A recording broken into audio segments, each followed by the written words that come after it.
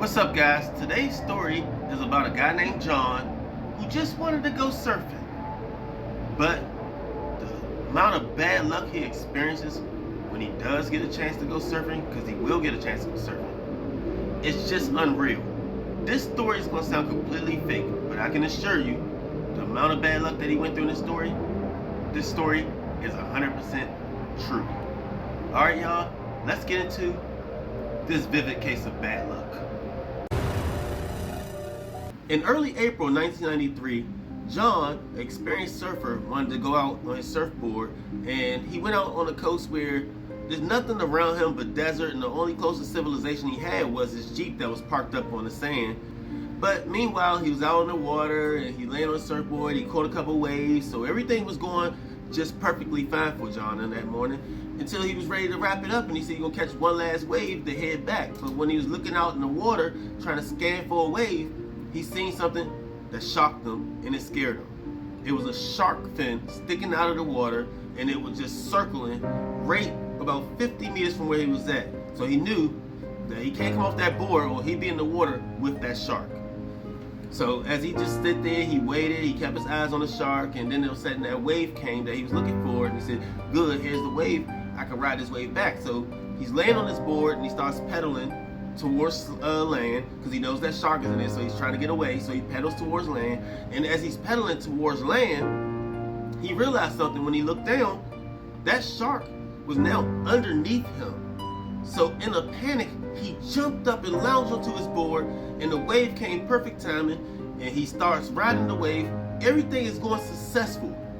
Now, whether it's a new board, or maybe because he was scared and his adrenaline was up, or maybe he was just trying to rush because of the shark, whatever the purpose was, something bad happened.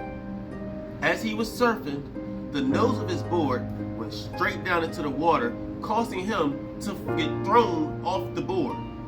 And when he hit the water, he grabbed his board, and he was able to get on his board, and he tried to get it on top. And as he was trying to get on the board, he felt a real sharp pain right in his leg by his calf. And he turned around, and to his horror, that shark was biting. So he put his hand on the water, he opened his eyes to see what it was, and he noticed it was the shark, and it was a great white shark. So he adrenaline pumped, he started panicking, and he punched the shark in his nose, and for some reason, it worked. The shark would let him go, and he would jump on his board out of adrenaline and start riding the wave. So now he's back to according to his plan, but he's bleeding out, and his blood is hitting the water. So as he's surfing, he knows that shark knows exactly where he's at, and that shark is going to trail him. So he starts surfing, and when the shark doubled around, it came back, and it hit him. And once again, while he was thinking he was going to safety, that shark hit him from the side, and he flew off the board again, landing back into the water with the shark. Meanwhile, he knew that shark was going to come get him, so what he did is he took his board and he flipped it around and kind of used it as a shield until he could get back on it. And when the shark came up to take a bite, it bit the board, and it broke the board in half. And then as he seen the shark double around and go back chewing up the board, he somehow managed to stand up on the half a board, and he started surfing again, going back to shore. Luckily, he made it back to the shore, and as he had on land, he looked back and he could see the shark swims away because he's out of the water now. So all he's thinking is, whew, I'm relieved. He's relieved, but his problem is not quite done yet, because he's still bleeding out, and the nearest place of civilization is about an hour away. So he gets back to his Jeep, he's crawling across the sand, and he gets back to his Jeep, he gets in his Jeep, closes the door.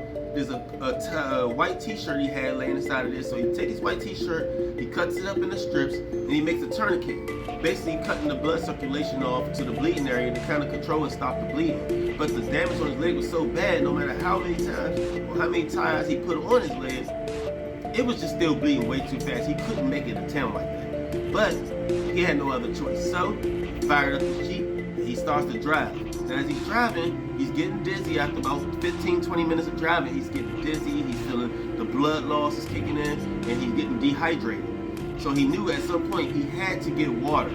So he started reaching around his car. He couldn't find any water in his car, but he did manage to find an empty water bottle.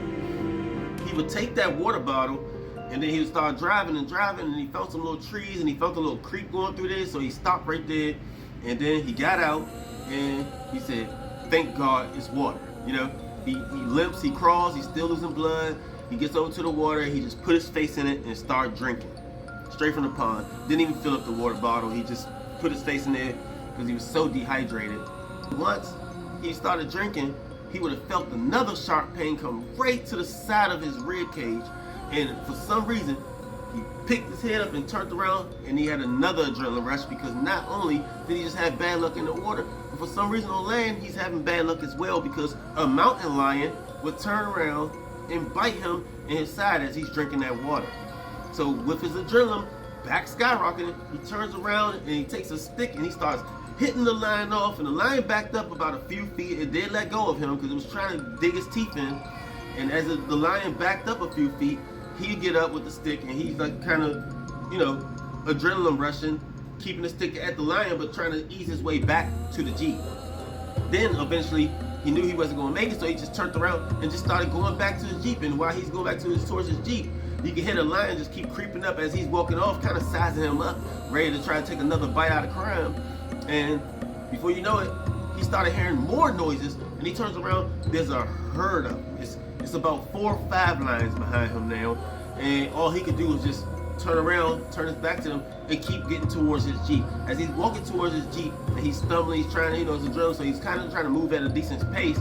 He can hear them creeping up behind him. They jumping, they slashing, putting scars all in his legs and stuff, but none of them try to take him down yet.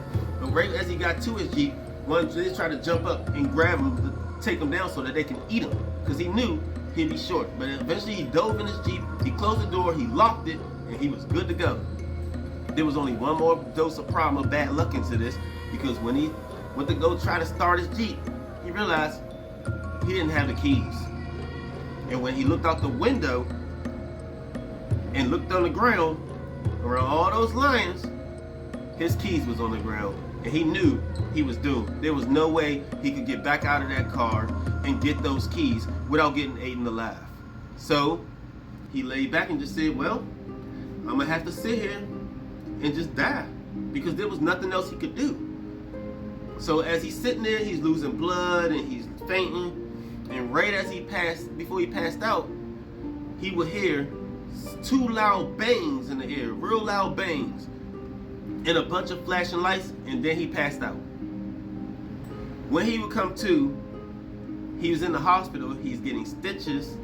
He got over 200 stitches, and he made it.